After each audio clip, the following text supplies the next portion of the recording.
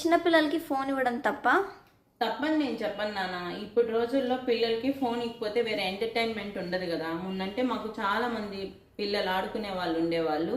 And రోడ్లు కూడా చాలా ఎంటీగా ఉండేవి. 4-5 వీధులు అట్లా వెళ్ళే వాళ్ళము. కాబట్టి మాకు టైం సరిపోయేది. ఇప్పుడు పిల్లల్ని మేము గడప దాటించాలంటే 100 సార్లు ఆలోచిస్తాం. పక్కింటోళ్ళు మంచోళ్ళు కాదా, ఎదిరింటోళ్ళు మంచోళ్ళు కాదేమో, అదేమో ఇదేమో అనేసి. And that wife and husband ఇద్దరు వర్కింగ్లో ఉండేటప్పుడు బేబీని చూసుకునేది కష్టమైనప్పుడు మొబైల్ ఇస్తూ ఉంటారు పిల్లలు ఏడ్చినప్పుడు.